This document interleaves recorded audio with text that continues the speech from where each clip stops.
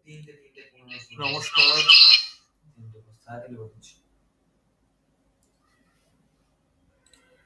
নমস্কার, শুভ সন্ধ্যা। আমাদের জ্যোতিষ ক্লাসে সকলকে স্বাগত। কেমন আছেন সবাই? হ্যাঁ, ভালো আছি। বা আপনার সঙ্গে অনেক দিন পর কথা হচ্ছে। হ্যাঁ, কেমন আছেন? হ্যাঁ, ভালোই আছি। এখন দেখি আপনার দয়াতে যদি একটু শিখতে পারি। এই রে, না না, একদম না। আপনার মধ্যে আছে সেই প্রতিভা, আপনি শিখতে পারবেন অবশ্যই।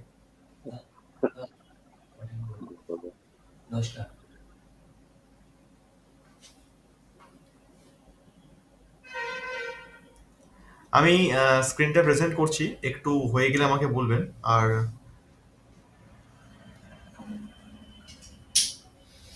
রেকর্ডিং আছে। আজকে আমাদের জ্যোতিষের প্রথম ক্লাস। আজকে আমরা একদম যে প্রাথমিক স্টেজ হয় সেই প্রাথমিক স্টেজ থেকেই আমাদের পড়াশোনা শুরু করব। জ্যোতিষ সম্পর্কে বলতে গেলে সবার প্রথমে আমরা যে স্ক্রিনটা দেখতে পাচ্ছি, স্ক্রিন সবাই দেখতে পাচ্ছি তো? হ্যাঁ, একদম। যে স্ক্রিনটা দেখতে পাচ্ছি এটা হচ্ছে আমাদের পুরো সিলেবাসটা রয়েছে। আমরা এই 3 মাস, প্রথম 3 মাসে কি কি শিখবো, এটা তার সিলেবাস। তো এইবার এই সিলেবাসটা আমি একটা একটা করে ডিসকাস করতে করতে যাব। তো আমি সবাইকে এটাই বলবো প্রথমে যে আপনারা এই সিলেবাসটা খাতায় তুলে নিন। এইবার আসছে জ্যোতিষের একদম বেসিক কিছু কথায়।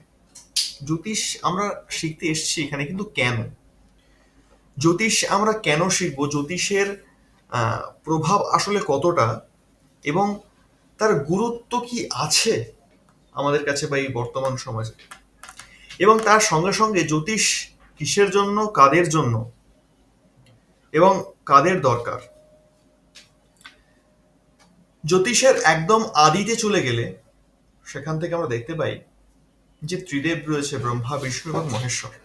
এই ত্রিদেব, এখান থেকেই সর্বপ্রথম এই জ্যোতিষ কথাটির উৎপত্তি হয়, এবং এখান থেকেই সমগ্র সৃষ্টিও হয়, পরিচালিত হয়, আবার ধ্বংসও প্রাপ্ত হয়। ব্রহ্মদেব হচ্ছেন এই জ্যোতিষের আদি কর্তা বলতে পারি আমরা। ব্রহ্মদেবের শিষ্য, তাদের মধ্যে উল্লেখযোগ্য এবং খুব বিখ্যাত কয়েকজন হলেন যেমন বশিষ্ঠ। বশিষ্ঠকেই প্রধান মানা হয়ে থাকে। এরপরও অনেক মুনি ঋষিরা আছে, যেমন কাশ্যপ মুনি, তিনিও একজন যজ্ঞ জ্যোতিষী বলতে পারি তাকে আমরা। ধীরে ধীরে কালক্রমে সেখান থেকে বশিষ্ঠের কাছ থেকে বিশ্বামিত্র পেয়েছেন, আরো অনেক মুনি ঋষিগণ, এইভাবে ধীরে ধীরে জ্যোতিষটা এসেছে। কিন্তু একদম ব্রহ্মদেবের কাছ থেকে বশিষ্ঠ, কাশ্যপ, শাণ্ডিল্য মুনি, দেবগুরু বৃহস্পতি, এই সমস্ত এরা প্রথম শিক্ষা লাভ করে। এইবার এই জ্যোতিষটা আসলে কিসের জন্য বানানো হলো, এর কারণটা কি? জ্যোতিষ দ্বারা কি কেবলমাত্র ভাগ্য গণনা করা হয়, বা আমার ভবিষ্যতে কি হবে, চাকরি আছে নাকি ব্যবসা আছে, আমার কত ইনকাম হবে, আমি জীবনে কত প্রতিষ্ঠা লাভ করব, আমার মান সম্মান কতটা হবে, যশ কতটা হবে, শুধুমাত্র এইগুলো জানার জন্য কি জ্যোতিষ? না, বিষয়টা তা নয়। আমাদের প্রত্যেকের এই যে এত 84 লক্ষ জনি পৃথিবীতে আছে, এত জীব রয়েছে, এই প্রত্যেকটা জীবের যে জন্ম হয়েছে, এদের প্রত্যেকের জন্মের একটা করে উদ্দেশ্য থাকে। সনাতন ধর্মকে বিভিন্ন ভাগে ভাগ করা হয়েছে, খণ্ডে খণ্ডে খণ্ডে খণ্ডে ভাগ করা হয়েছে। বেদকেও ভাগ করা হলো, উপনিষদকেও ভাগ করা হলো, বিভিন্ন পুরাণও রয়েছে, সব ভাগে ভাগে পাটে পাটে রয়েছে। ঠিক তেমনি শাস্ত্রগুলোকেও যদি ভাগ করা যায়, যদি জ্যোতিষটাকে দেখা যায়, জ্যোতিষটা হচ্ছে সনাতন ধর্ম যে দেহ, এই দেহের চক্ষু বলা হয় জ্যোতিষকে। তো সেই চোখ সম্বন্ধে আমরা জানতে চলেছি। মানে আমাদের শরীরের যখন যারা আই স্পেশালিস্ট হয়, তাদেরকে চোখের কত খুঁটিনাটি বিষয়কে জানতে হয়। সূক্ষ্ম সূক্ষ্ম নার্ভ রয়েছে, সূক্ষ্ম সূক্ষ্ম শিরা, মানে সূক্ষ্ম থেকে সূক্ষ্মতর জিনিসকে জানার পর তারা একটা ভালো আই স্পেশালিস্ট হয় বা আই সার্জন হয়। তো আমরাও আজকে যে বিষয় নিয়ে চর্চায় বসেছি সেটা জ্যোতিষ অর্থাৎ সনাতন ধর্মের চক্ষু। তাহলে আমাদেরকে কতটা সেন্সিটিভ হতে হবে, কতটা একাগ্র হয়ে পড়াশোনা করতে হবে, সেই চক্ষু সম্বন্ধে আজকে আমরা জানতে বসেছি। আজকে চোখ জানার প্রথম ক্লাস। কার চোখ? না আমাদের ধর্মের চোখ। আর সেই চোখ কিসের জন্য সৃষ্টি, কি দেখার জন্য সৃষ্টি? সেই চোখকে সৃষ্টি করা হয়েছিল আমাদের যে জন্ম হয়েছে এই জন্মের উদ্দেশ্যটা কি, এই জন্য। এই জন্য কখনোই না যে আমাদের ভবিষ্যৎটা কেমন হবে, আমাদের সামনে দুঃখ আছে নাকি সুখ আছে, বিয়েটা কবে হবে, চাকরিটা কবে হবে, এই জন্য জ্যোতিষের সৃষ্টি করা হয়নি। তো এইগুলোর মাধ্যম দিয়ে আমরা যেটা করছি সেটা জ্যোতিষের যে গুরুত্বটা সেটা অনেকটা নিচের দিকে নামিয়ে আনছি, সেটার ব্যবহার আমরা ভুল জায়গায় করছি। একটু প্রাচীনের দিকে ফিরে গেলে তখন মানুষ জ্যোতিষের থেকেও কর্মের গুরুত্ব বেশি দিত, কর্ম করত। কারণ কর্মের দ্বারা, পৌরষের দ্বারা কিন্তু ভাগ্যের পরিবর্তন ঘটানো সম্ভব, আর সেটা জ্যোতিষও বলে। আমরা হাজার পড়াশোনা করে নিলেও, প্রচুর সিদ্ধিলাভ করে ফেললেও জ্যোতিষে সম্পূর্ণরূপে জ্ঞান অর্জন করতে কোনোদিনই পারবো না, কেউ পারেও না। স্বয়ং বশিষ্ঠ বলুন, বিশ্বামিত্র বলুন, কাশ্যপ্য বলুন, শাণ্ডিল্য বলুন, বৃহস্পতি বলুন, যেই বলুন না কেন, তারাও কিন্তু এখনো তারা নিজেরাই তারা বলেন যে আমরাও এখনো জ্যোতিষশাস্ত্রকে সম্পূর্ণ জেনে উঠতে পারিনি, সম্পূর্ণ ভবিষ্যৎ বক্তা হওয়া যায় না।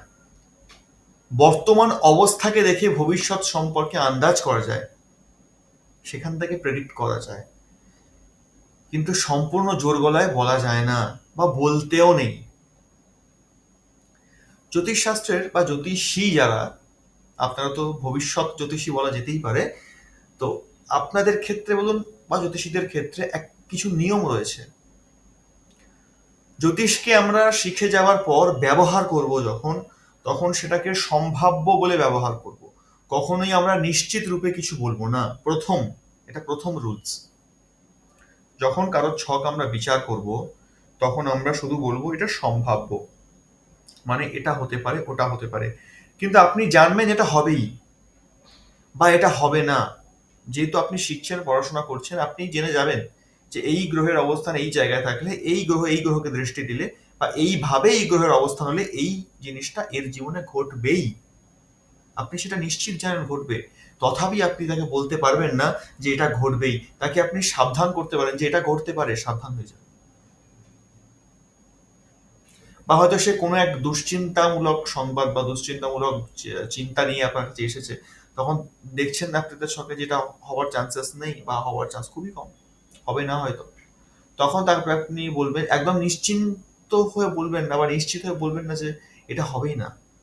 তাকে বলুন না এটা হওয়ার চান্স কম আছে, চিন্তা করার দরকার নেই, এটা হওয়ার চান্স কম, হবে না বললেই চলে, না এর কাছাকাছি প্রায়, সে নিশ্চিন্ত হল।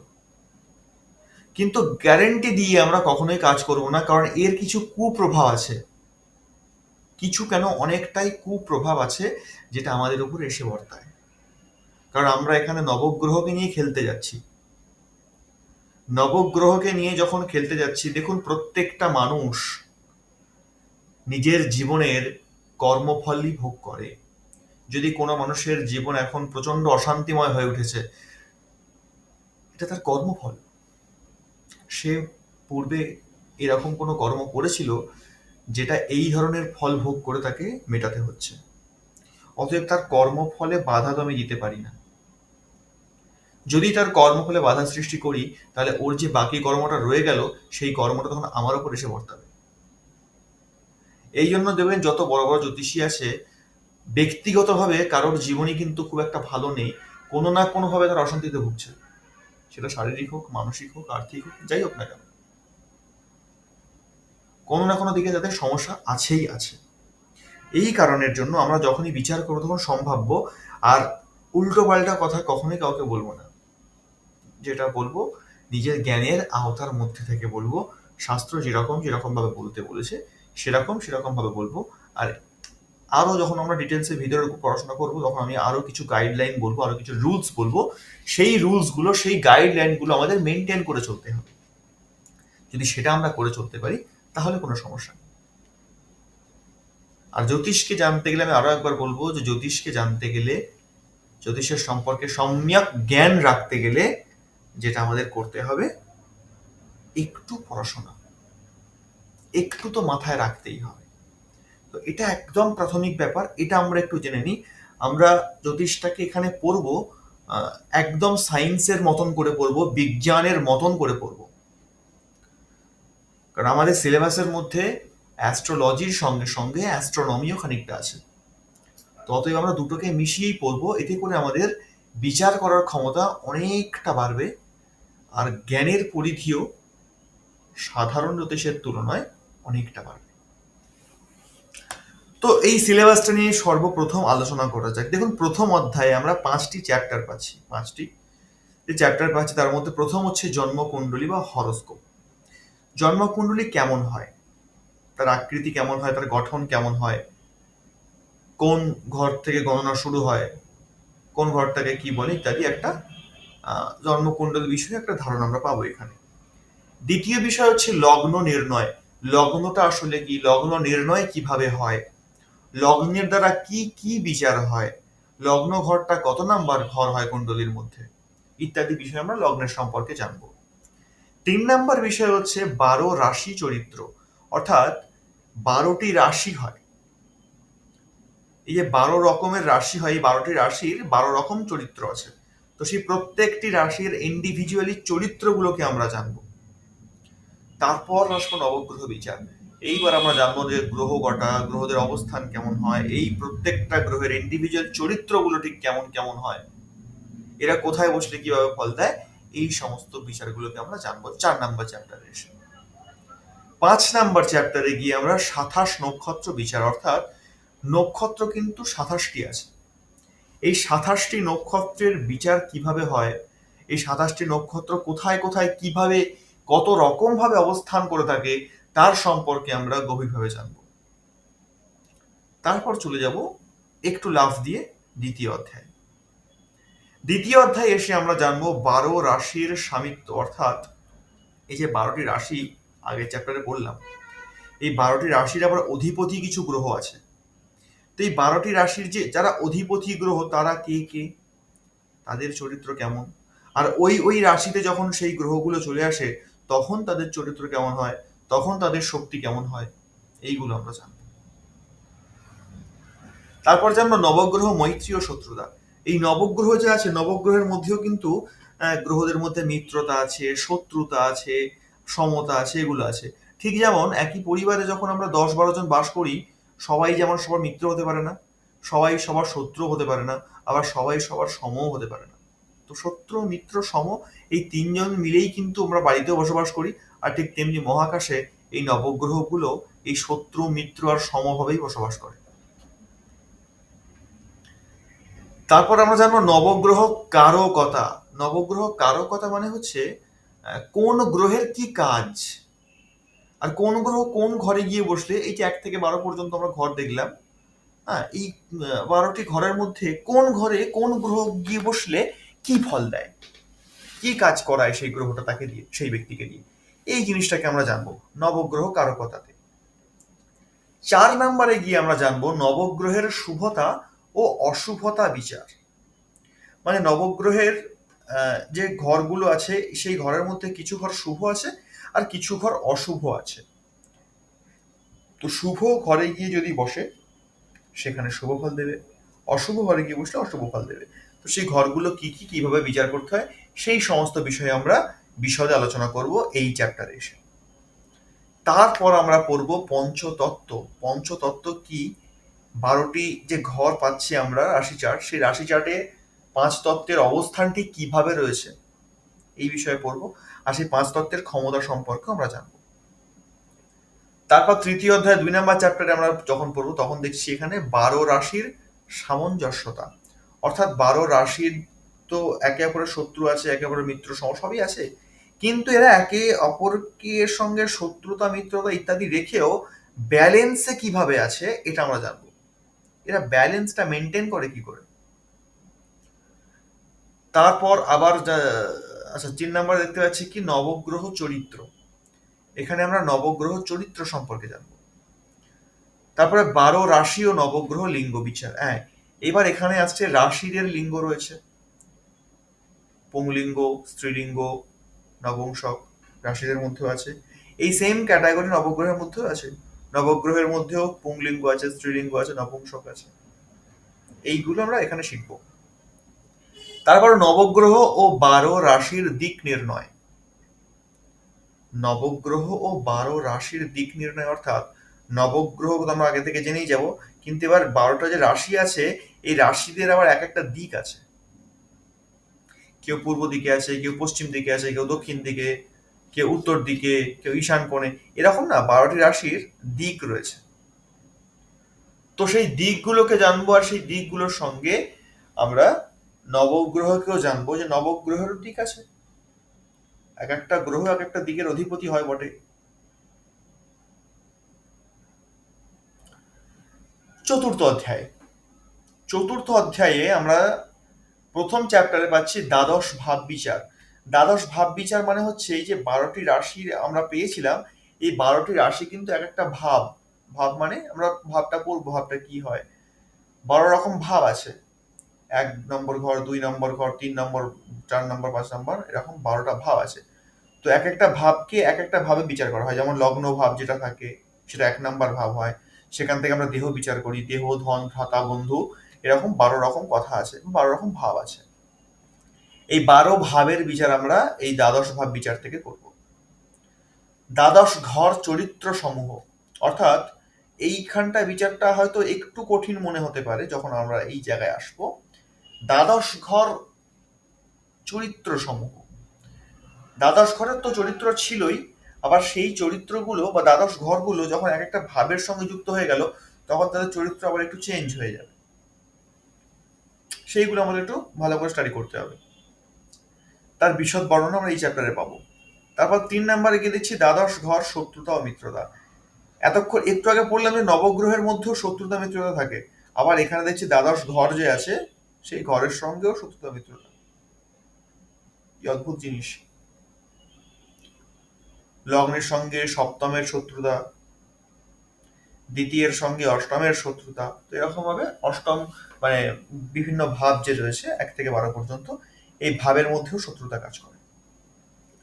তারপরে পড়বো মারক ঘর ও বাধক ঘর। কিছু কিছু ঘর থাকে মারক ঘর, মানে মৃত্যুতুল্য যন্ত্রণা দেয় যে ঘরগুলো। আর কিছু কিছু আছে বাধক ঘর, যে ঘরগুলো বাধা প্রদান করে বিভিন্ন কাজের ক্ষেত্রে। দেখবেন কিছু কিছু ব্যক্তি বলে আমার জীবনে এত বাধা, আমি আহ, কোনো কাজ একবারে করতে পারি না, সেটা করতে আমার সময় লাগে, এত বাধা পাই জীবনে, ভাবনার বাইরে প্রচুর বাধার সম্মুখীন হতে হয় আমাকে বারে বারে। তো এর মানে জানতে হবে তার বাধাক্ষর খুব অ্যাক্টিভ আছে। বাধাক্ষর অ্যাক্টিভ থাকলেই প্রত্যেকটা কাজে বাধা আসবে। পঞ্চম অধ্যায়ে যখন আমরা প্রবেশ করছি তখন আমরা প্রথম চ্যাপ্টারে কি জানছি? নবগ্রহ, দ্বাদশ রাশি ও দ্বাদশ ভাবের মধ্যে সম্বন্ধ। এখানে আবার তিনটেকে মিশিয়ে দেয়া হলো, নবগ্রহ, দ্বাদশ রাশি। মানে নবগ্রহ তো ছিলই, 12টা রাশিও ছিল, আবার দ্বাদশ ভাব মানে 12টা ভাব ছিল। এই তিনটের সামঞ্জস্যে ফল নির্ধারণ কি করে হয় এটা আমরা শিখবো এই জায়গায়। 2 নম্বর চ্যাপ্টারে গিয়ে আমরা শিখবো নবগ্রহ ট্রানজিট। অর্থাৎ এই যে গ্রহদের ট্রানজিট গুলো শুনি আমরা মাঝে মধ্যে, যারা ইউটিউবকে ফলো করেন তারা জানবেন যে ট্রানজিট বলে একটা কথা বারবার জ্যোতিষীরা উল্লেখ করে। এই গ্রহ অমুক তারিখে অমুক ঘরে ট্রানজিট করছে, এর ফলে এই হবে সেই হবে, এই যে একটা বিচার উঠে আসে। তো সেই ট্রানজিটটা কি আসলে সেটা আমরা এখানে শিখবো। তারপর 3 নম্বর কি আছে না নবগ্রহ শক্তি বিচার। নবগ্রহদের মধ্যে কতটা শক্তি আছে, কোন গ্রহের শক্তি বেশি, কোন গ্রহের শক্তি কম, কার সঙ্গে কার যুদ্ধ করলে কার হার হয়, কার বিজয় হয়, এই সমস্ত ডিটেলসে আমরা এই জায়গায় পড়ব।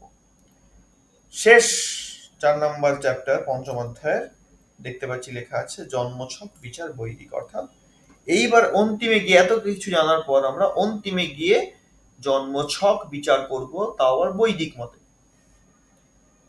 সিলেবাস পুরো ক্লিয়ার।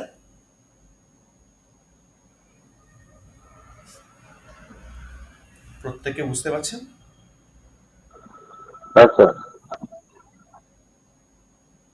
হ্যাঁ। বলছি এই স্যার, আমি বলেছিলাম এই যেগুলো বললেন বা বলবেন, এগুলো আমাদেরকে একটু পিডিএফ করে দিলে খুব ভালো হয়।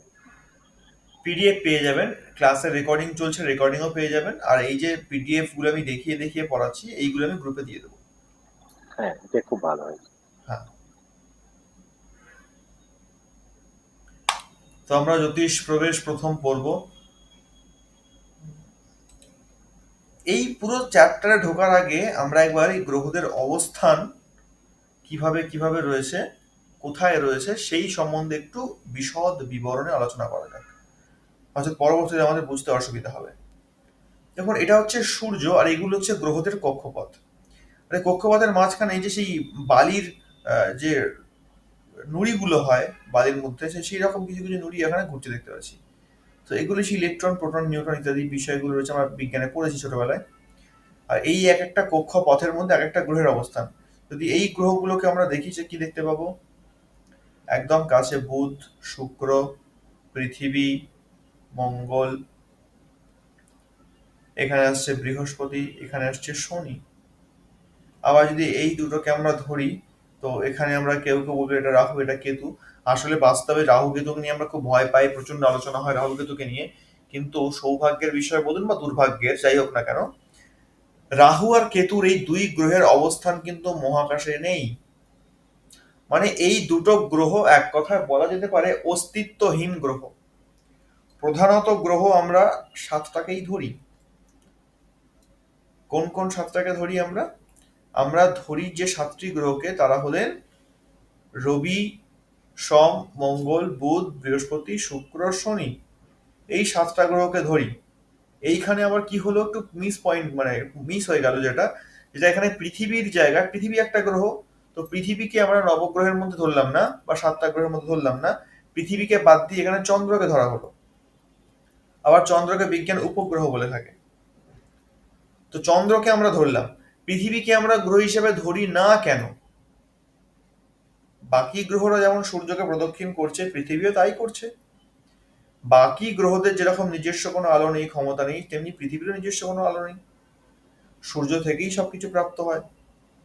তাহলে পৃথিবীকে আমরা গ্রহ হিসেবে না ধরে আমরা চাঁদকে কেন ধরলাম? এর কারণ হলো, পৃথিবী এমন একটা গ্রহ যেখানে পঞ্চতত্ত্বের সমান ব্যালেন্সটা আছে, আর যেখানে সমস্ত কিছু অ্যাভেলেবেল এবং জীবও আছে। মানে নবগ্রহের মধ্যে যদি এক একটা গ্রহে আমরা ঘুরতে যাই, তো সেখানে দেখবো প্রচুর ইমব্যালেন্স আছে, এত জীবও সেখানে নেই, এত জীবকুল ওখানে নেই। একমাত্র জীবকুল, প্রাকৃতিক সৌন্দর্য, পঞ্চতত্ত্বের একদম ব্যালেন্সিং অবস্থা, এই প্রত্যেকটা জিনিস কিন্তু পৃথিবীতে আছে, বাকি কোথাও নেই। আর আমরা যেহেতু পৃথিবীতেই বাস করি, তো আমাদের ওপরে বাকি যে গ্রহরা মহাকাশে ঘুরছে তাদের প্রভাবটা এসে পড়ে। অ্যাকচুয়ালি আমাদের ওপর এসে পড়ে না ডিরেক্ট, এসে পড়ে পৃথিবীর ওপরে। আর পৃথিবী থেকে আমরা প্রাপ্ত হই, বিষয়টা এটা। তো তাহলে রাহু কেতুর যখন অবস্থান নেই, তাহলে রাহু কেতুকে আমরা ধরি কেন? প্রশ্ন হচ্ছে এটা। রাহু কেতুকে আমরা ধরি, রাহু কেতু হলো ছায়া গ্রহ। অর্থাৎ এই যে সাতটি গ্রহের কথা আলোচনা করা হলো, এই সাতটি গ্রহের মিলিত যে ছায়াটা তৈরি হয়, বাস্তবে এই ছায়াটাই হচ্ছে রাহু আর কেতু। রাহু কেতুর আর সেভাবে কোনো অস্তিত্ব পাওয়া যায় না, কিন্তু প্রভাব প্রচন্ড। ছায়া গ্রহ।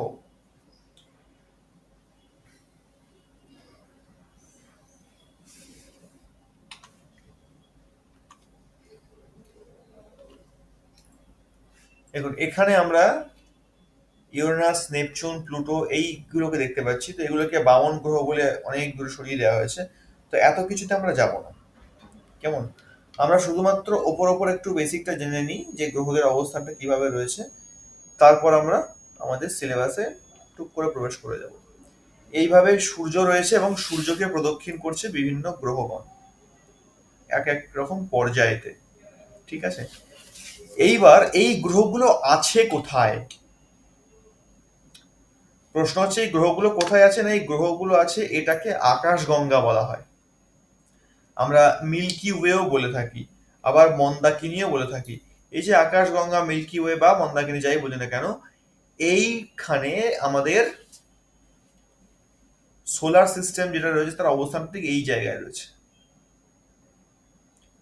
ভাবুন একবার, এই জায়গাতে সোলার সিস্টেমটা, মানে আমাদের সূর্য রয়েছে, এতগুলো গ্রহের কক্ষপথ রয়েছে, তারপর এতগুলো গ্রহ সূর্যকে প্রদক্ষিণ করছে এই জায়গাতে।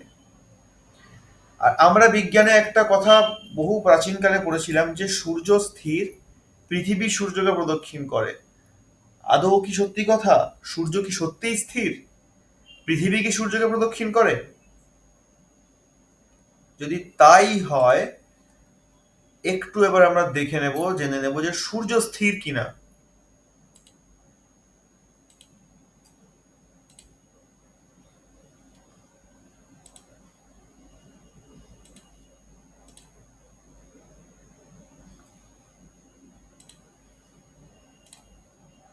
দেখুন,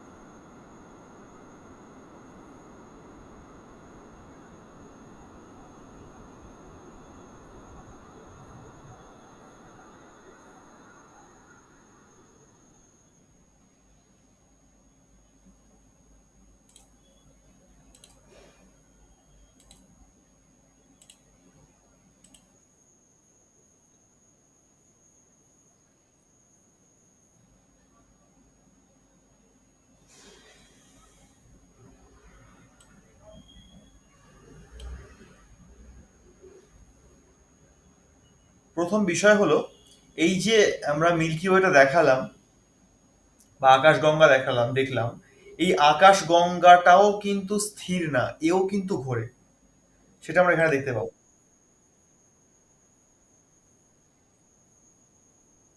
এই জায়গাতে নবগ্রহের অবস্থান রয়েছে, এইখানে আমাদের সোলার সিস্টেম রয়েছে।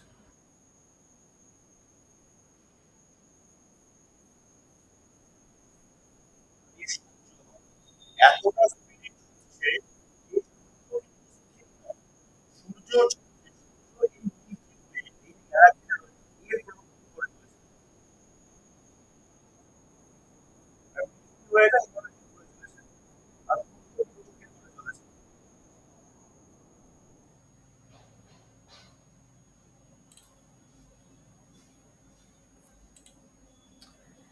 তো এই যে সূর্য এখানে, সূর্যের লক্ষ্য কোনখানে বা সূর্য কোথায় যেতে চাইছে, না এইখান থেকে যে ঘোরা শুরু করলো, সূর্য কিন্তু প্রচন্ড গতিবেগে ঘুরছে।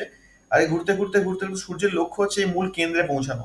আর মূল কেন্দ্রে পৌঁছানো মাত্রই আবার এই জায়গা থেকে ঘুরতে ঘুরতে ঘুরতে ঘুরতে ঘুরতে ঘুরতে এই জায়গায় চলে আসবে।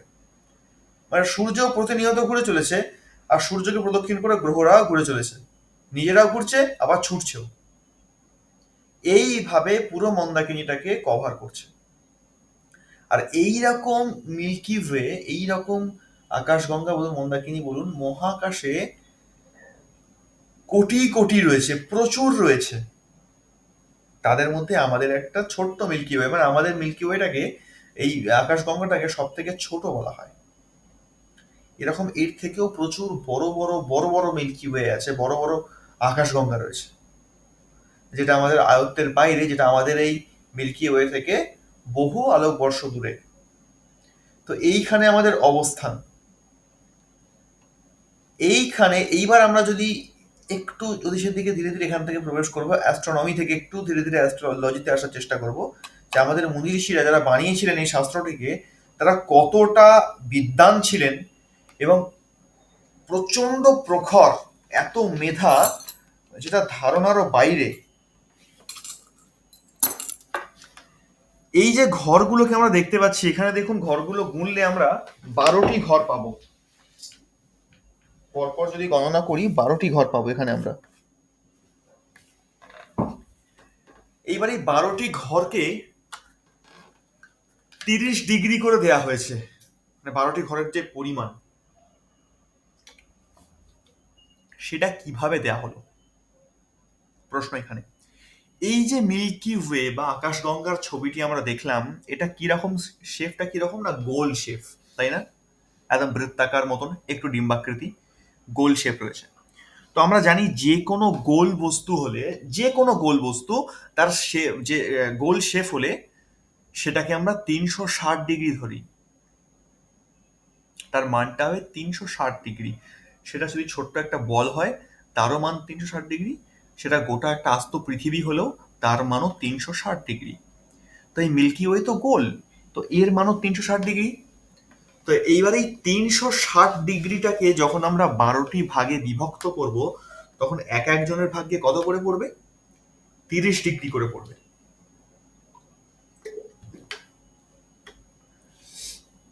এই যে 30 ডিগ্রি করে এক একজন পেল, এবার এই 30 ডিগ্রি করে 12টি ঘরকে 12 রকম নাম দেওয়া হয়েছে। কি নাম দেওয়া হয়েছে না, প্রথম যে ঘরটা সেটাকে মেষ বলা হয়, দ্বিতীয়টাকে বলা হয় বৃষ, তৃতীয়টাকে মিথুন, চতুর্থকে কর্কট, পঞ্চমকে সিংহ, 6 নম্বরকে কন্যা, 7 নম্বরকে তুলা, 8 নম্বরকে বৃশ্চিক, 9 নম্বরকে ধনু, 10 নম্বরকে মকর, 11 নম্বরে কুম্ভ, 12 নম্বরে গিয়ে মীন। এই নামটাই দেয়া হলো কেন, অন্য কোনো নাম নয় কেন? প্রথম ঘরটাকে মেষই বা কেন বলা হয়, দ্বিতীয়টাকে বৃষই বা কেন বলা হয়? প্রশ্ন আসবে, উত্তর আমরা পাবো।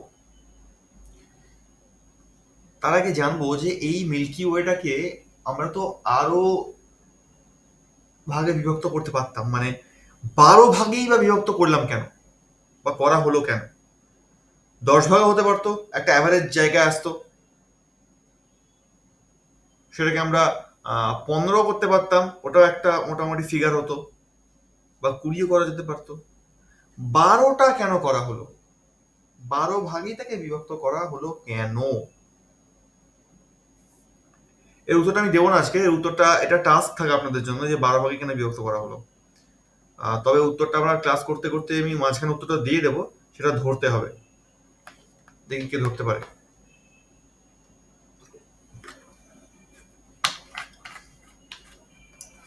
তো জায়গায় বেশি মাথা খারাপ করে লাভ নেই, এবার আমরা চলে আসি মেষে ডিরেক্ট। যে মেষ রাশিটা, নামটা মেষ কেন হলো?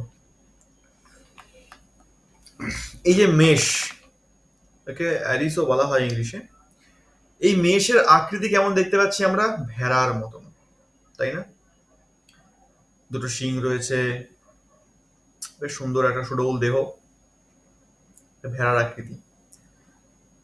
যদি এই মিল্কি ওয়েটাকে দেখি, যখন এটাকে 12 ভাগে ভাগ করা হচ্ছিল, তো 12টা ভাগ তো একদম সমান হতে হবে, 30 ডিগ্রি করেই হতে হবে। এই 12 ভাগে ভাগ করবার সময় যেহেতু মিল্কি ওয়ের শেপটা একটু অন্য রকমের, পুরোপুরি গোল শেপ নয়, তো সেই জন্য 12 ভাগে ভাগ করতে গিয়ে বিভিন্ন শেপ বিভিন্ন রকমের এসছিল, মানে বিভিন্ন আকৃতির এসছিল। তো সেই জন্য প্রথম ভাগ যখন করা হলো, প্রথম ভাগে দেখা যাচ্ছে যে এই ভাগটার আকৃতিটা অনেকটা এই মেষ যে পশুটা আছে এর সঙ্গে মিলে যায়, তাহলে এটাকে মেষ রাশি বলা হোক। তো সেই থেকে এটা কথিত হয়ে গেল এটা মেষ রাশি হবে, কারণ এর আকৃতিটা অনেকটা মেষের মতন, এই জন্য এটাকে মেষ বলা হয়। আর আরো একটা কারণ আছে মেষ বলার, কারণ এই রাশিদের যে চরিত্রগুলো, মানে এই রাশির যারা জাতক জাতিকা, তাদের চরিত্রগুলো একদম মেষের সঙ্গে ভালো রকম ম্যাচ করে যায়, সেই জন্য এটাকে মেষ বলা হয়। দ্বিতীয় হচ্ছে বৃষ রাশি, প্রচন্ড শক্তিশালী হয়, ষাঁড়ের গুঁতনো আমরা ভালো করে জানি। তো এই বৃষ রাশি, এই একে বৃষ নাম কেন দেওয়া হলো না, ভাগ করার সময় ওই যে মিল্কি ওয়েতে 2 নম্বর আকৃতিটা যেমন হয়েছিল, সেই অনুযায়ী তাকে দেখতে এই ষাঁড়ের মতন, বৃষর মতন লাগে, এই কারণে এটাকে বৃষ রাশি বলা হয়। আর এর চরিত্র এই বৃষের মতোই, মানে এক গুঁয়ে, লাল ঝান্ডা দেখালেই তেড়ে আসবে বৃষ রাশির লোকজন। তো সেই জন্য আহ, এটার নাম বৃষ। তারপর আসছে মিথুন। মিথুনটা হচ্ছে বড় রোমান্টিক, মানে এর যখন ভাগ করা হয় তখন ঠিক এইরকম একটা স্ত্রী আর একটা পুরুষ, এইভাবেই কিন্তু একটা আকৃতি পাওয়া গিয়েছিল, যার জন্য এর নাম হয়ে গেল মিথুন বা জেমিনি। এইবার প্রশ্ন হচ্ছে, তাদের কি চরিত্র এরকম? হয়, এদের চরিত্রটাও মানে দ্বিধামূলক চরিত্র, মানে এরা কথা বলতে ভালোবাসে। আচ্ছা, চরিত্র এখন বলবো না, চরিত্র নিয়ে পরে ডিসকাস করছি। তবে মিথুন রাশির আকৃতি এমন কেন না, ওটা মিল্কি ওয়েটা যখন ভাগ করা হয় তখন ভাগ করতে গিয়ে এরকম একটা আকৃতি আসে, এই কারণে এদেরকে মিথুন বলা হয়। মিথুন মানে হচ্ছে উভয় ক্যারেক্টার, স্ত্রীর ক্যারেক্টারও আছে, পুরুষের ক্যারেক্টারও আছে। কর্কট, ক্যান্সার। কর্কট 4 নাম্বার রাশি হচ্ছে কর্কট। এই যে কাঁকড়া, এর আকৃতিটাই এইরকম মহাকাশে, সেই জন্য একে কর্কট বলা হয়।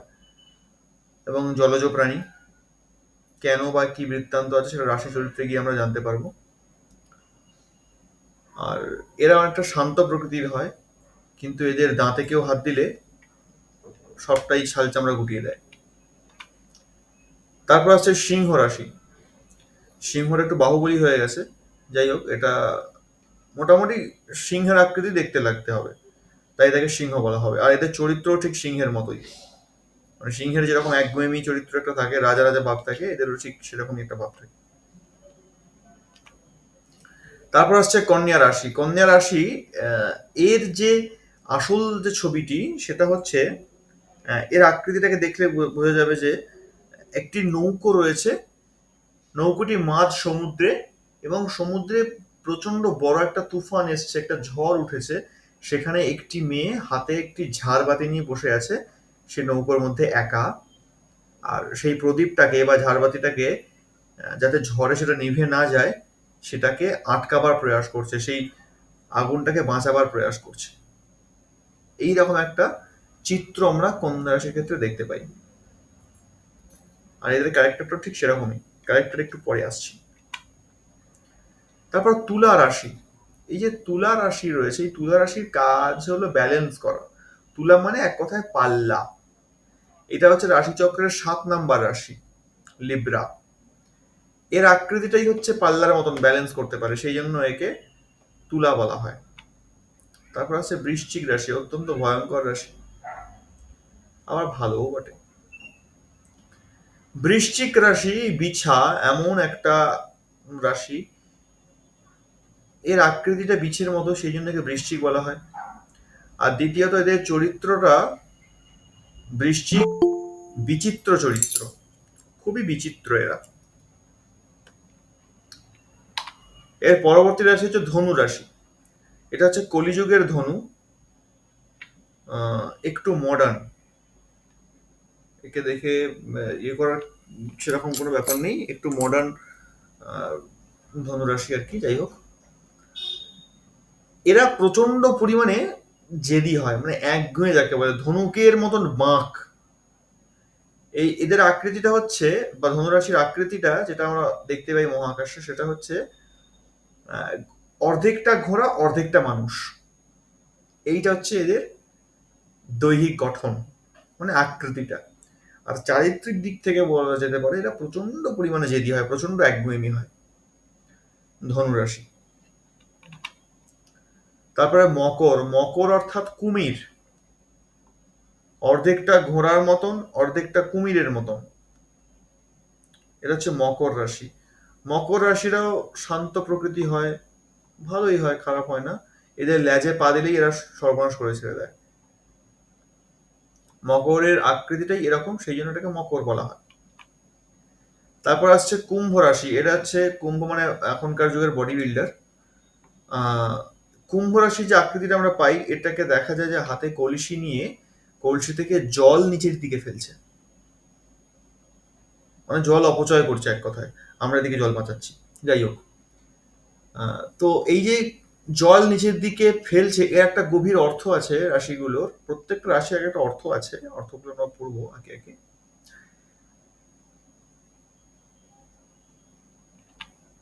শেষ অন্তিম রাশি হলো মীন রাশি। এই মীনটাকে, মীন মানে মাছ, তো একে দেখেই বোঝা যাচ্ছে মীন রাশি। দেখুন, একটা মাছ আর একটা মাছের লেজটাকে ধরার চেষ্টা করছে, মানে এরা ক্রমশ এভাবে ঘুরেই চলেছে, ঘুরেই চলেছে, ঘুরেই চলেছে। এইটা হচ্ছে অন্তিম রাশি, শেষ রাশি। সর্বপ্রথম এই রাশিগুলোকে আমরা জেনে নিলাম, কি কি রাশি জানলাম, 12টি রাশির নাম কি, এইগুলো কিন্তু নেক্সট ক্লাসে আমার প্রত্যেকের থেকে মুখস্থ চাই। 12টি রাশির পুরোপুরি নাম আমার একদম কণ্ঠস্থ চাই, প্রত্যেককে কিন্তু আমি ধরবো, সেই মতন প্রস্তুতি নেবেন। মেষ, বৃষ, মিথুন, কর্কট, সিংহ, কন্যা, তুলা, বৃশ্চিক, ধনু, মকর, কুম্ভ, মীন। এই হলো 12টি রাশি। এইবার এই 12টি রাশির সৃষ্টি সম্বন্ধে বা এদের চরিত্র বা আমাদের সৃষ্টির সঙ্গে এদের কানেকশনটা কিরকম একটু যদি জেনে নিই, এই 12টি রাশির মধ্যেই আমরা আমাদের সমগ্র জীবনটাকে বুঝতে পারবো, পুরো জীবনটা বুঝে যাব। প্রথম একটা শিশু যখন জন্মায়, প্রথম যখন জন্মালো, সে তখন কিচ্ছু বোঝে না, সম্পূর্ণ অজ্ঞান, সম্পূর্ণ অজ্ঞান, কিচ্ছু বোঝে না। তার খিদে পেলেও সে কাঁদে, তার কষ্ট হলেও সে কাঁদে, সে কিছু বলতে পারে না, কিছু বোঝাতে পারে না। তার অবস্থাটা ঠিক কিন্তু এই মেষের মতোই, এই ভেড়াদের মতোই।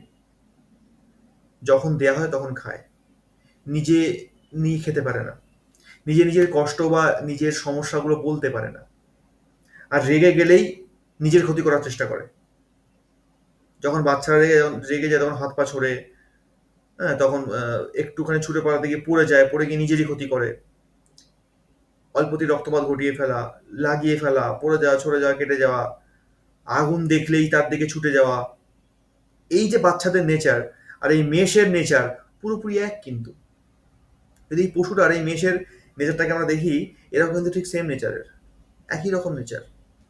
যখন একটু বড় হয়, মানে জাস্ট বছর খানেক বা 1 বছর 1.5 বছর বয়স হয়েছে, একটু যখন বড় হয়েছে, তখন সেই বাচ্চার মধ্যে কিন্তু প্রচন্ড পরিমাণে অ্যাঙ্গার চলে আসে, প্রচন্ড পরিমাণে ক্রোধ, রাগ, জেদ চলে আসে।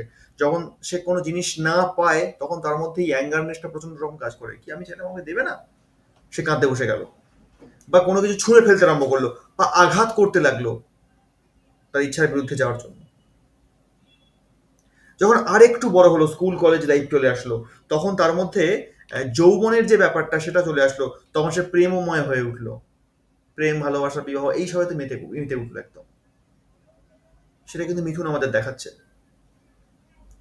আর যখন একটু এই জায়গা থেকে যখন একটু বেরিয়ে গেল, যখন ক্যারিয়ার শুরু করলো, যখন নিজের জীবনযাত্রা শুরু করলো, চাকরি বাকরি পেলো, তখন সেই জায়গাটা কর্কটকে দেখাচ্ছে, ক্যাঁকড়ার মতন দেখাচ্ছে। কেন না, যখন সে চাকরি বাকরি শুরু করবে তখন তাকে সংসারী হয়ে উঠছে ধীরে ধীরে। সে যখন সংসারী হয়ে উঠছে তখন তাকে ব্যালেন্স করা শিখতে হবে। আর কাঁকড়া হচ্ছে খুব ভালো ব্যালেন্স করতে পারে, রক্ষাও করতে পারে, আবার আক্রমণকারীকে কাটতেও পারে, বা ঠিক সময় লুকিয়েও পড়তে পারে জলের মধ্যে।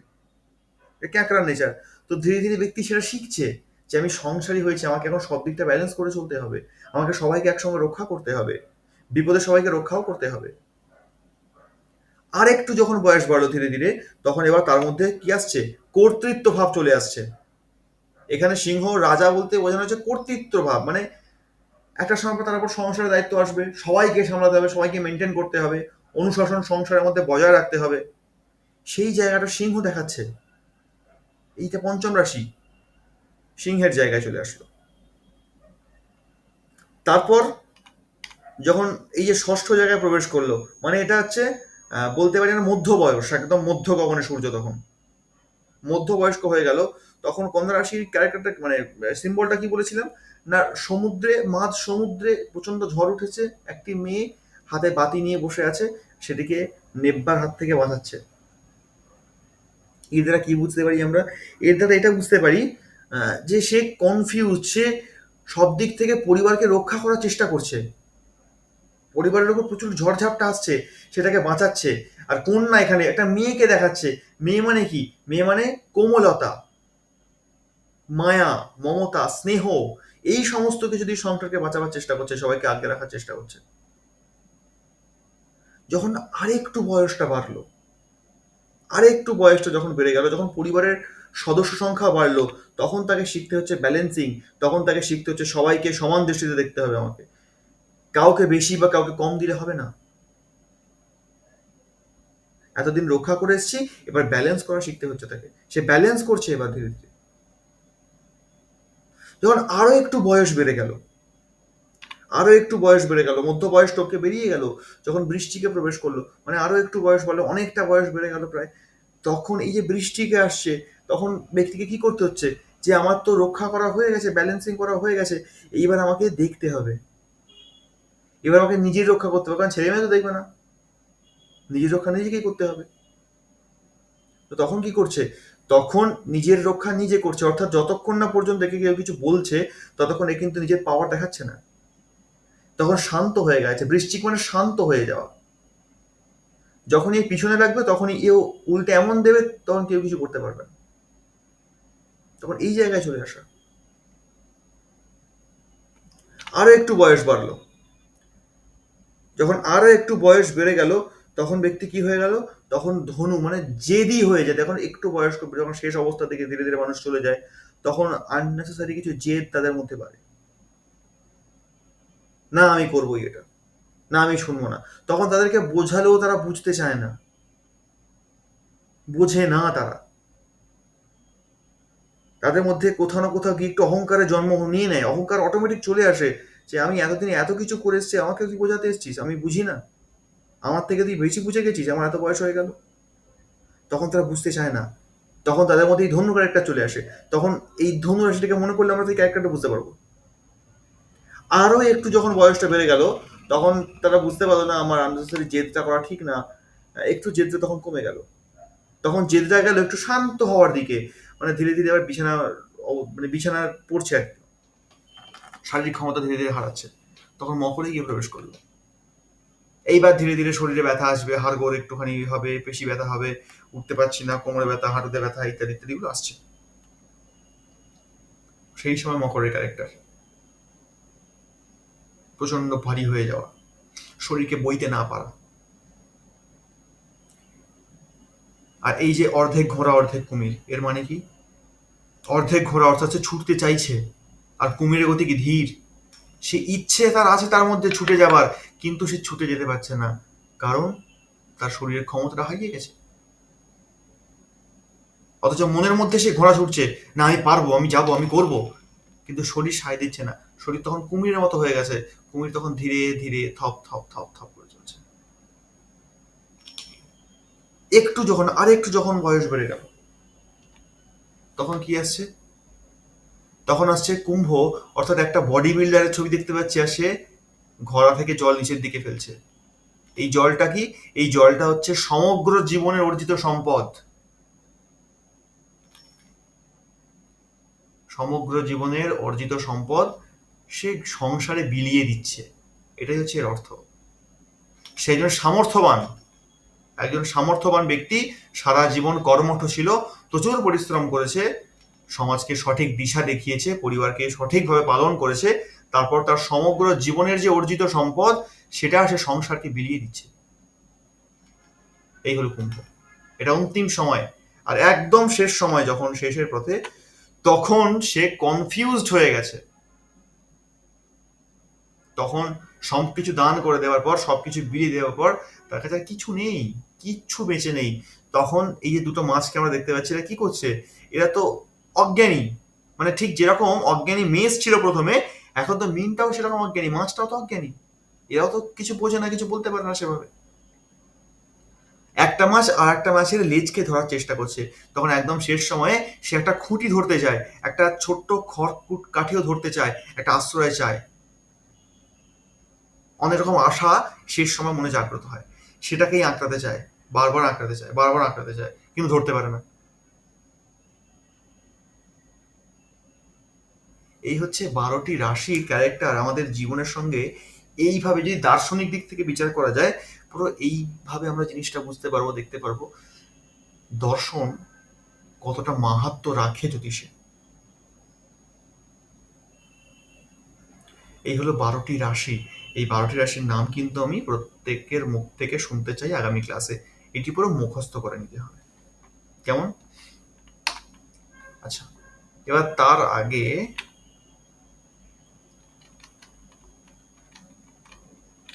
আর একবার এই ছকে ফিরে আসি। এইখানে এই যে প্রত্যেকটি রাশির নাম ঘর ওয়াইজ দেওয়া আছে, যে কোন ঘরটাকে কি বলে, ঠিক আছে? তো এই যে ঘরটাকে যেটা বলে এইভাবেই কিন্তু আমি পিডিএফ পিপিটিটা আমি গ্রুপে পাঠিয়ে দেবো। তো পাঠাবার পর আপনারা গ্রুপ থেকে এটা দেখে নেবেন খাতায়। প্রত্যেককে বলবো যে খাতায় আপনারা, আমি যতই নোটস পাঠাই গ্রুপের মধ্যে, আপনারা কিন্তু প্রত্যেকে পার্সোনালি নিজেরা খাতায় নোটস বানাবেন। নিজেরা যদি খাতায় নোটস না বানান তাহলে কিন্তু হবে না।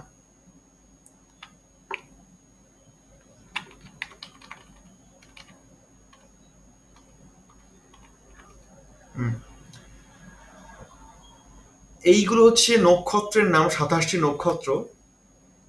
27 নক্ষত্রের নাম আমরা জানবো, তার আগে আমরা একটু গ্রহদের সম্পর্কে জেনে নিই চট করে।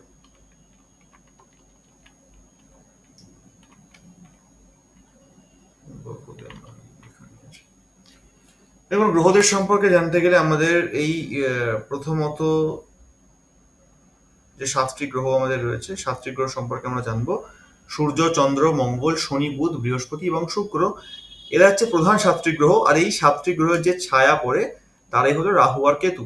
এটাই হলো আমাদের 9টি গ্রহ বা নবগ্রহ। কেমন? এই নবগ্রহের নাম, 12 রাশির নাম, প্রত্যেকটা যেন মুখস্থ থাকে প্রত্যেকের, আমি আশা করব। ঠিক আছে? আচ্ছা, এটা আগে আমাকে বলুন, আমি নেক্সট চ্যাপ্টারে তখনই এগোবো যদি এতক্ষণ যা যা কথাগুলো বললাম সেগুলো আপনাদের ক্লিয়ার হয়ে থাকে। এক এক করে আনমিউট করুন। হ্যাঁ, ক্লিয়ার হচ্ছে।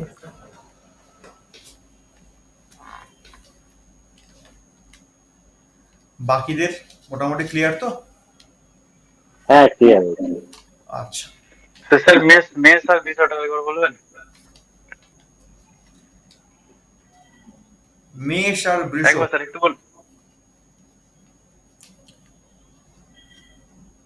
মেষ হচ্ছে আমাদের একদম প্রথম অবস্থা, যখন বাচ্চা জন্মায় সেই বাচ্চার চরিত্র যেমন হয়, মেষেরও চরিত্র প্রায় সেম, একই রকম। তারপর যখন একটু বড় হয়, যখন তার মধ্যে জেদ আসে, ক্রোধ আসে, একটু বড় হওয়ার পর 2 বছর 2.5 বছর এরকম বয়স হওয়ার পর তার মধ্যে প্রচন্ড পরিমাণে জেদ, রাগ ইত্যাদি এগুলো প্রবেশ করে। তো বৃষ হচ্ছে সেই অবস্থা। এটা গেলে মানুষের জীবনের সঙ্গে রাশিদের একটা অবস্থা। তো এইবার আমাদের উদ্দেশ্য কি, আমাদের জীবনযাত্রা কি? আমাদের জীবনযাত্রা কি 12টি রাশির মধ্যেই বদ্ধ হয়ে থেকে যাওয়া? তা তো না। আমাদের জীবনযাত্রা অন্য কথা বলে, আমাদের কাজই হচ্ছে এই 12টি জায়গার মধ্যে থেকে বেরিয়ে যাওয়া। মানে জীবনের উদ্দেশ্য যদি মুক্তি হয়, তখন আমাদের এই 12টি রাশিচক্রের হাত থেকে বাঁচতে হয়, এদের হাত থেকে আমাদেরকে বেরোতে হবে। আর জ্যোতিষ এটারই উপায় বলে। জ্যোতিষের যে উপায় আমরা করি, মেন উপায় হচ্ছে এটা, বা প্রধান উপায় জ্যোতিষ থেকে এটাই বের করা সম্ভব বা বের করা হয়।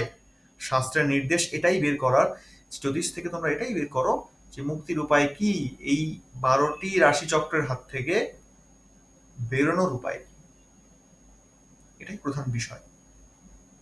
যাকে তো এইবার আমরা নবগ্রহ সম্পর্কে একটি ধারণা রাখবো। তার আগে এইটাকে একটু দেখে নেবেন। এখানে আমরা 27টি যে নক্ষত্র রয়েছে সেই নক্ষত্রের নামগুলি দেওয়া আছে: অশ্বিনী, ভরণী, কৃত্তিকা, রোহিণী, মৃগশিরা, আর্দ্রা, পুনর্বসু, পুষ্যা, আশ্লেষা, মঘা, পূর্ব ফাল্গুনী, উত্তর ফাল্গুনী, হস্তা, চিত্রা, স্বাতি, বিশাখা, অনুরাধা, জ্যেষ্ঠা, মূলা, পূর্বাষাঢ়া, উত্তরাষাঢ়া, শ্রবণা, ঘনিষ্ঠা, ধনিষ্ঠা হবে, এটা ঘনিষ্ঠা না, ধনিষ্ঠা হবে, শতভিষা, পূর্ব ভাদ্রপদ, উত্তর ভাদ্রপদ, রেবতী। এই হলো 27টি নক্ষত্র। এই 27টি নক্ষত্র আমাদের মনে রাখতে হবে। জ্যোতিষ করতে গেলে আমাদের একটু স্মৃতিশক্তিকে কাজে লাগাতে হবে, একটু মাথায় রাখতে হবে। কেমন? তো আর দেরি না করে আমরা এবার চলে যাই 12টি ঘরে।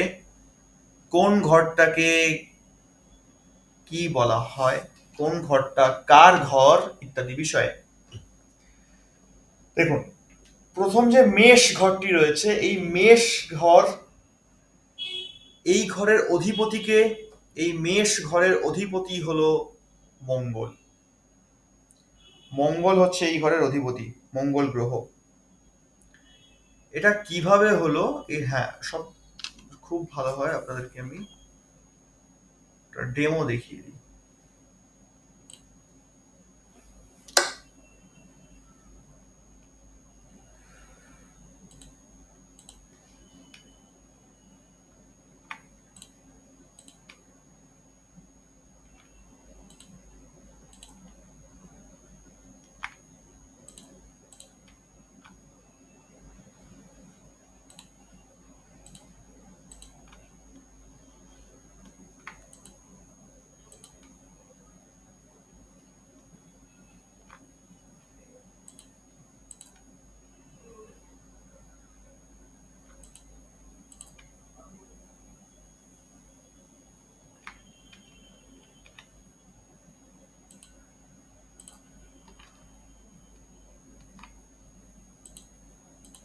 দেখুন, এই যে 12টি ঘর আমরা জেনে আসলাম,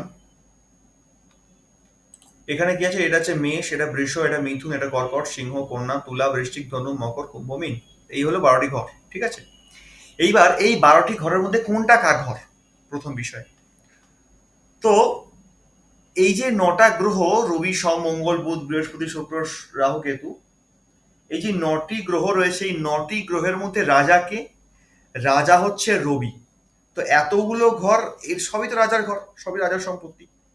তো রাজা এখন ঠিক করলো যে না, আমার তো অনেক বয়স হলো, তো এবার আমি আমার যারা সাঙ্গপাঙ্গ রয়েছে এদের মধ্যে আমার এই ঘরগুলোকে বিলিয়ে দিই, ঠিক আছে? তো রাজা সিদ্ধান্ত নিল। এবার রাজা যখন সিদ্ধান্ত নিয়েছে তখন রানী বা পিছু হটে কেন? তো এই রাজাকে, রাজা হচ্ছে রবি, আর রানীকে, রানী হচ্ছে চন্দ্র, ঠিক আছে? রাজা আর রানী। তো রাজা কি করলো, সর্বপ্রথম এতগুলো ঘরের মধ্যে নিজের একটা ঘর চুজ করলো। সেটা কোনটা? না, রবি নিজের জন্য একটা ঘরকে রাখলো, সেটা হচ্ছে সিংহ, কর্তা, রাজা। এই সিংহ ঘরটা রবি নিজের জন্য রাখলো, যে এই ঘরটা আমি ইউজ করব। তো রানী বলল, রাজার দেখা দেখি, তো ঠিক আছে, তুমি যখন এটা ইউজ করবে আমি তোমার পাশের ঘরটাই রাখি। রাজা বলল ঠিক আছে, তাই করো, অসুবিধা নেই। তো রানী কি করলো, রবির ঠিক পাশে যে ঘরটা সেটা রাখলো নিজের নামে।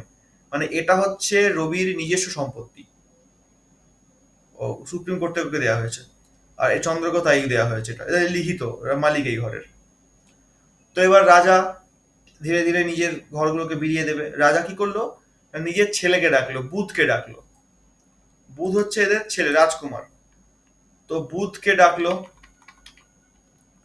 বুধ গেল, বলুন পিতাশ্রী আমার জন্য কি আদেশ? না, আদেশ না, তোমাকে একটা উপহার দেওয়ার আছে। আমার ঠিক পরের ঘরটাই কন্যা, এটা তোমার ঘর, আমি তোমার নামে এটা দানপত্র করে দিলাম। তো রবি কি করলো, বুধের নামে দানপত্র করে দিল।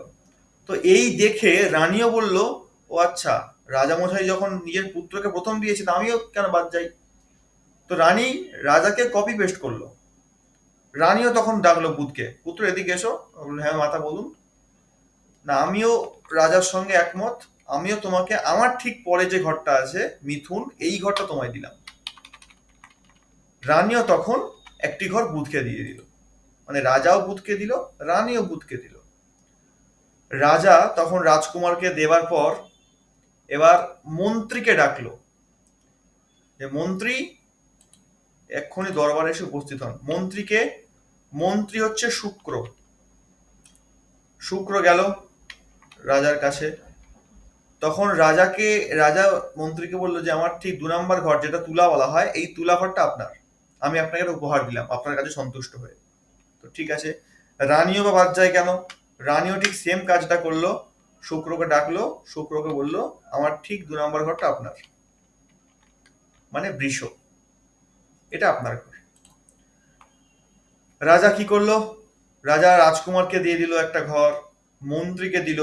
এবার তো সেনাপতিকে না দিলে খারাপ দেখায়, তো সেনাপতিকে ডাকলো। এই সেনাপতিকে, সেনাপতি মঙ্গল, সেনাপতিকে ডাকা হলো।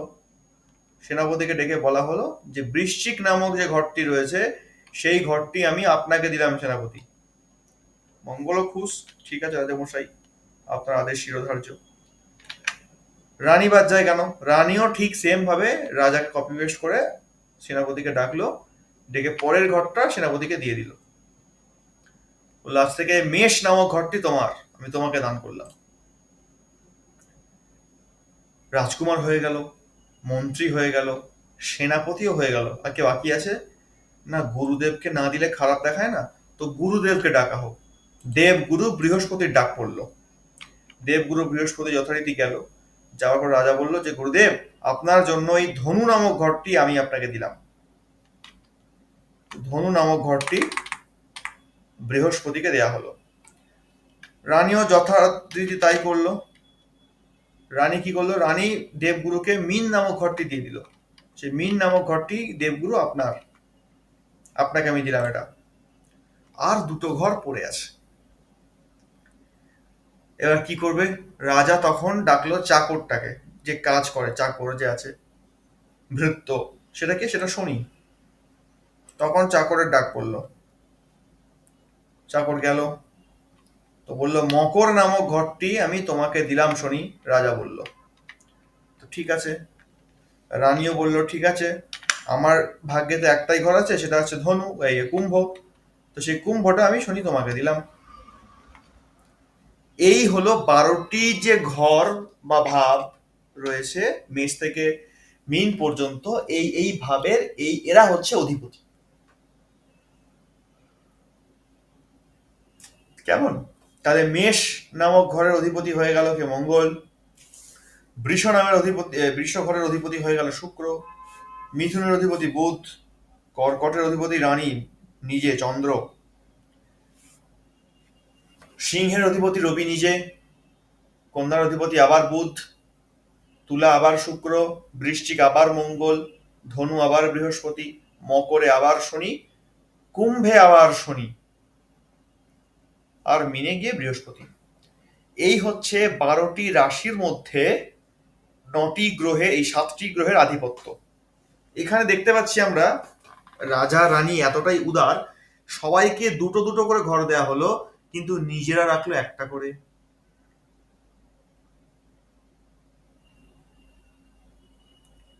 উদারের সঙ্গে সঙ্গে বুদ্ধিমানও বটে, কারণ ওরা দিয়েছে 5 জনকে হিসাব মতন, 1 2 3 4 5, 5 জনকে ঘর দিয়েছে, তাই না? কারণ মোট 12টা ঘর, আর 5 জন, 5 জনের মধ্যে 12টা ঘরকে তো সমান ভাগে বিভাজন করা সম্ভব নয়। তাই বুদ্ধি করে কি করলো, নিজেদের নামে দুটো ঘর রেখে দিল, যে না দুটো আমাদের থাক, কখন কি দরকার লাগে বলা যায় না, তখন পরে ঢুকতে নাও দিতে পারে এরা, তো আমাদের নামেই থাক দুটো ঘর, বাকি যে 10টা ঘর থাকে সেটা এদের 5 জনের মধ্যে সমানভাবে ভাগ করে দিই।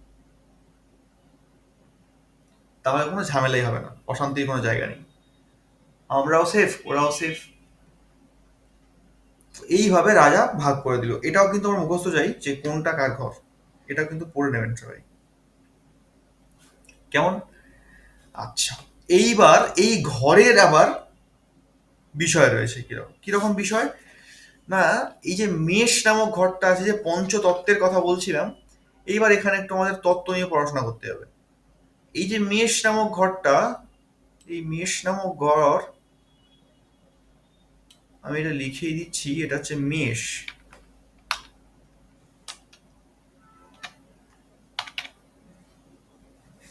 এটা হচ্ছে মেষ রাশি। এই ঘরটার যে তত্ত্ব রয়েছে, 5 তত্ত্বর মধ্যে কি কি পড়ে? ক্ষিতি অপ্তেজ মরুদ্ভ, মাটি জল বায়ু আগুন আকাশ, এই 5টি তত্ত্ব। এই 5টি তত্ত্বের মধ্যে এই যে ঘরটি রয়েছে, এটি হচ্ছে ফায়ার এলিমেন্ট, মানে আগুন, ফায়ার এলিমেন্ট, এটা অগ্নি তত্ত্বের মধ্যে এই ঘরটি পড়ে। কেমন? ঠিক তেমনি এই পাশে যে বৃষ ঘরটি রয়েছে, এই বৃষ ঘরটি আবার একটু অন্য তত্ত্বের মধ্যে পড়ে।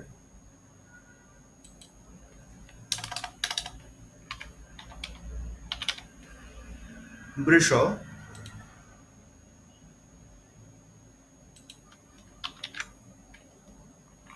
এই বৃষ হচ্ছে কি তত্ত্ব? এই বৃষ হচ্ছে আর্থ এলিমেন্ট।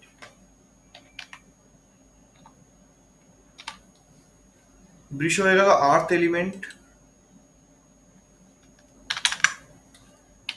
মিথুন কোন এলিমেন্ট হলো?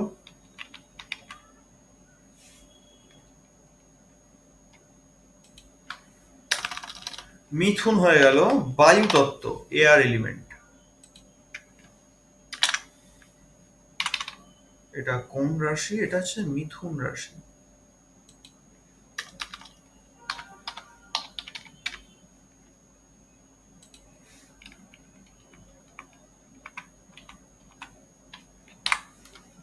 মিথুন। তারপরে কি আছে? কর্কট।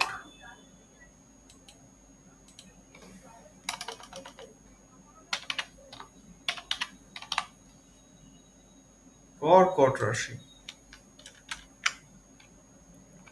এটা কোন তত্ত্বের মধ্যে পড়ে কর্কটটা?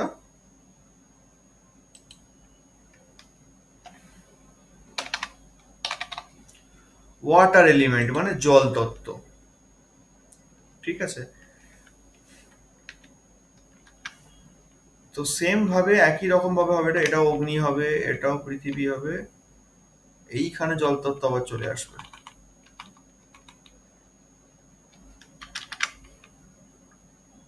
আবার ওয়াটার এলিমেন্ট এই জায়গায় চলে আসবে। ঠিক আছে, আবার আর্থ এলিমেন্ট চলে আসবে কন্যাতে, আবার আর্থ এলিমেন্ট চলে যাবে মকরেতে, এয়ার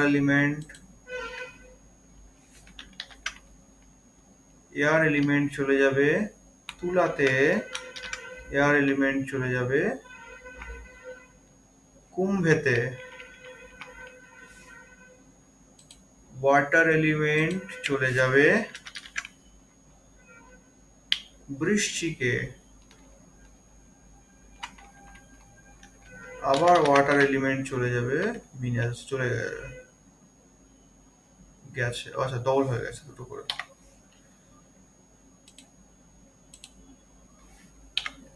হুম, তাহলে এই রাশির নাম কি হলো? এই রাশিটা হয়ে গেল সিংহ।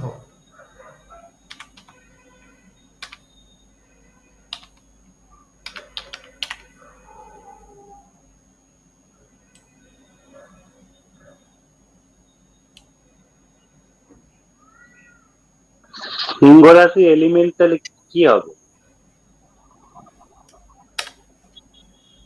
কি হতে পারে বলুন তো? যা ভুলে গেলাম আমি, কি হবে সিংহ রাশি এবার? যা, সিংহ রাশি অগ্নি হবে। হ্যাঁ ঠিক, এই তো মনে আছে।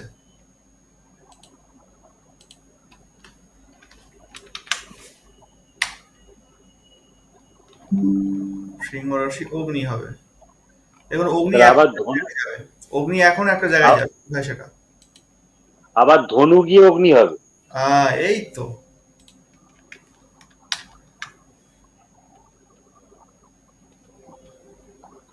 সৌরদীপ বাবু মুখ খুলছে এবার। ঠিক। স্যার এতদিনে একটু একটু বুঝতে পারছি। হ্যাঁ, সিংহ হয়ে গেল, এটা হয়ে গেল কন্যা।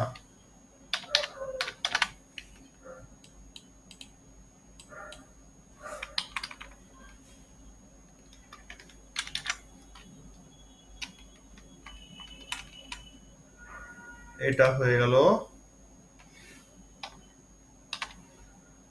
তুলা। স্যার তার আকাশ তত্ত্ব কোথায় গেল? এটাই তো বড় প্রশ্ন, দেখি কে বলতে পারে। এতে কি রাহুর কাছে রইবে নাকি তাহলে? হুম, বুঝতে দেখি কে পারছি। পারে, এটা আকাশ তত্ত্ব কোথায় গেল, সত্যি বড় প্রশ্ন এটা। আকাশ তত্ত্ব কোথায় গেল?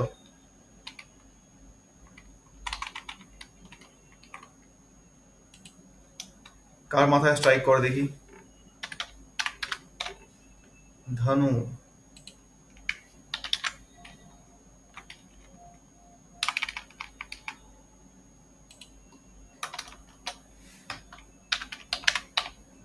মকর।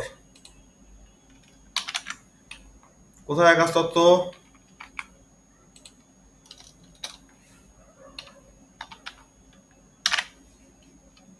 কুম্ভ।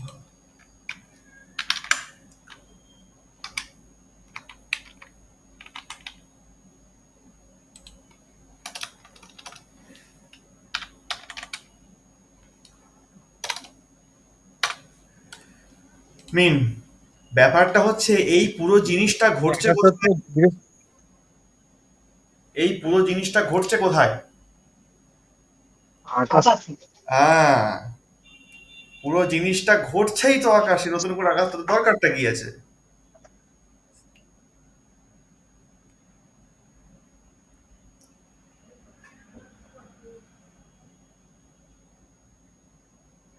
এবার বলুন এই পর্যন্ত সবার ঠিকঠাক আছে নাকি আরো কিছু পড়াবো? নতুন চ্যাপ্টার তো। আরো কিছু পড়ালে কিন্তু গুলিয়ে যেতে পারে, মনে রাখতে অসুবিধা হতে পারে। এবার আপনাদের রিক্রুটমেন্ট অনুযায়ী আমি পড়াবো, বলুন।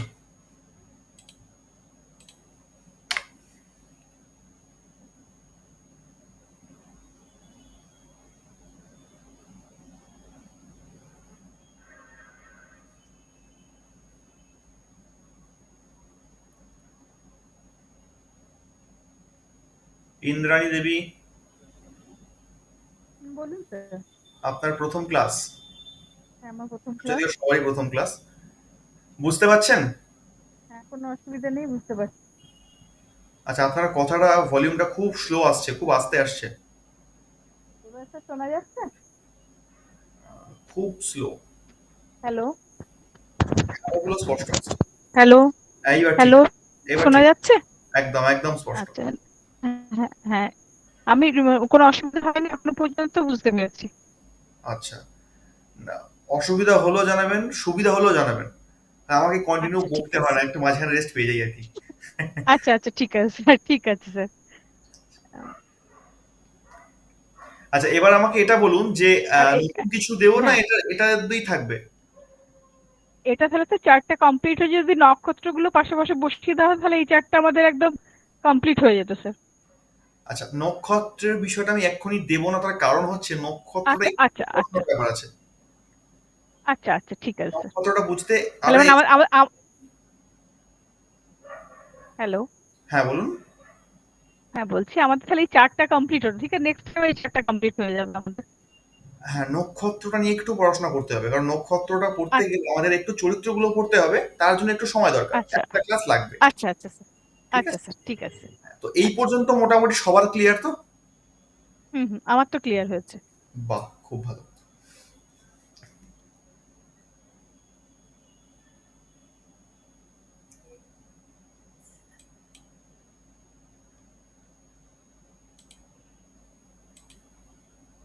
আমি একটা কাজ করছি, আমি আপনাদেরকে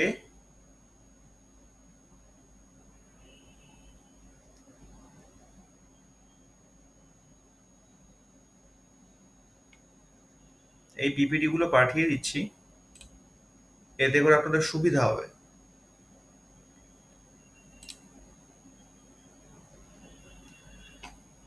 দেখুন, এই যে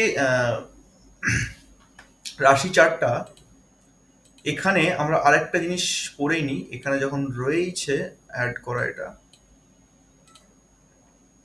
দেখুন এখানে লেখা চর, এটা স্থির, এটা দ্ব্যাত্মক।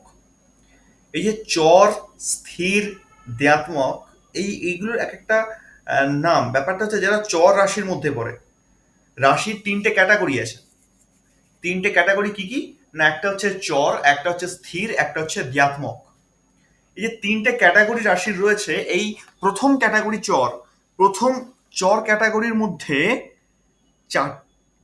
চারটে রাশি আসে। সেই চারটে রাশির নাম কি? তারা হলো মেষ, কর্কট, তুলা, মকর। ব্যাস, মিটে গেল। তারপর আসছে স্থির ক্যাটাগরি। এই স্থির ক্যাটাগরির মধ্যে কারা পড়ে? না, বৃষ, সিংহ, বৃশ্চিক আর কুম্ভ। তারপর আসছে দ্ব্যাত্মক ক্যাটাগরি। দ্ব্যাত্মক ক্যাটাগরির মধ্যে পড়ে কে কে? না, মিথুন, এদিকে কন্যা, এদিকে ধনু, আর ওদিকে মীন। এবারে তিনটের ক্যারেক্টার কেমন? না, যারা চর রাশি হয়, চর রাশির ক্যারেক্টার গুলো হচ্ছে এরা স্থির হতে পারে না, মানে এদের মধ্যে একটা চঞ্চলতা ভাব ভালো রকম কাজ করে সব সময়ের জন্য। এরা স্থির ভাবে এক জায়গায় বসে কখনোই কাজ করতে পারবে না। যারা স্থির রাশির হয়, এদেরকে আপনি এক জায়গায় বসিয়ে দিন, বলুন এটা এখন 1 ঘন্টা 2 ঘন্টা বসে কাজ করতে হবে, কোনো ব্যাপারই নয়। ওরা আবার চঞ্চলতা যেগুলো হয়, যে সমস্ত কাজে এদিক ওদিক ছুটে বেড়াতে হয়, সেগুলো পারবে না। ওরা এক জায়গায় বসে অফিসে বসে ঠান্ডা মাথায় কাজ করবে। এগুলো স্থির রাশি। তারপর দ্ব্যাত্মক আসে। দ্ব্যাত্মকের মধ্যে উভয় চরিত্র বিদ্যমান। এরা ছুটে বসেও কাজ করতে পারে, এরা আবার যেখানে সেখানে ঝুলে ঝালে এদিক ওদিক চঞ্চলতার সঙ্গেও কাজ করতে পারে, আবার স্থিরভাবে বসেও পারে। তবে এটা ডিপেন্ড করে মুডের ওপর, যখন যেরকম মুড হয় এরা তখন সেরকম ভাবে কাজ করে।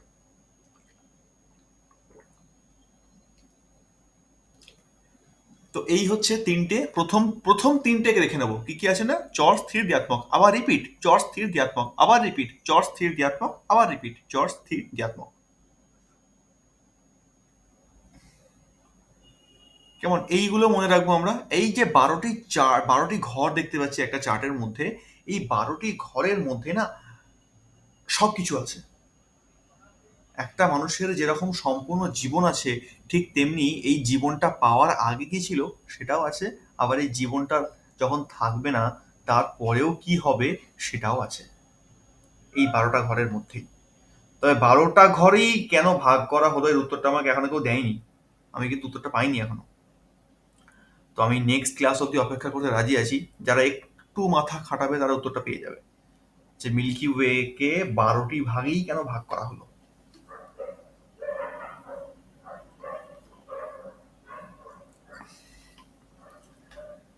তাহলে আজকের জন্য ক্লাসটা আমরা এই পর্যন্ত রাখছি, আমি এই 4টা গ্রুপে দিয়ে দিচ্ছি, আপনারা একটু নোট নিজেরা বানিয়ে নেবেন এটা দেখে, আর একটু মাথায় রাখার চেষ্টা করবেন এইগুলোকে, তাহলে খুব সুবিধা হবে।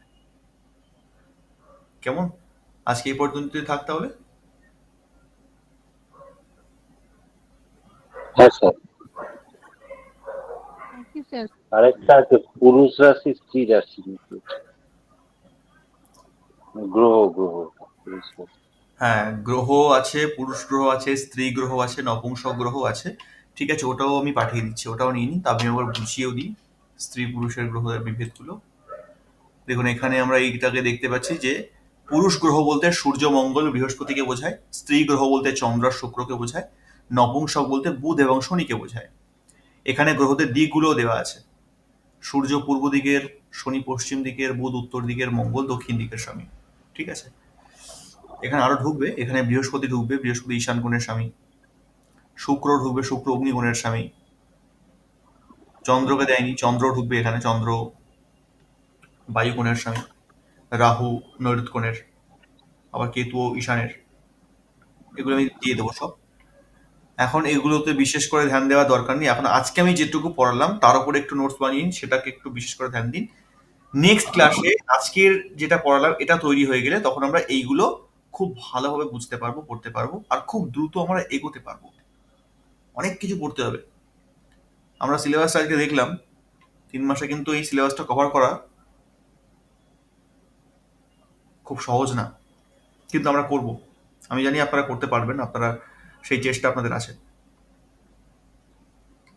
তো আজকে এই পর্যন্তই রাখছি আমরা আজকের ক্লাস। প্রথম স্যার। ক্লাস অভিজ্ঞতা কেমন, মোটামুটি ঠিকঠাক আছে তো, নাকি আরো কিছু চেঞ্জেস করতে হবে, বা বুঝতে পারছি না কত খুব অসুবিধা ভালো, হচ্ছে? ভালো স্যার, সব ঠিকঠাক আছে, খালি এইগুলো একটু পিডিএফ আকারে দিয়ে দেবেন তাহলে আর কিছু ব্যাপার না। হ্যাঁ, এগুলো গ্রুপে আমি দিয়ে দিচ্ছি, আজকেই দিয়ে দেবো। যেগুলো আজকে পড়লেন সেগুলো আজকে পিডিএফ দিলে হবে, নেক্সট ক্লাসে তো পিডিএফ দিতে। একদম একদম, আমি আজকেই পিডিএফ পাঠিয়ে দিচ্ছি।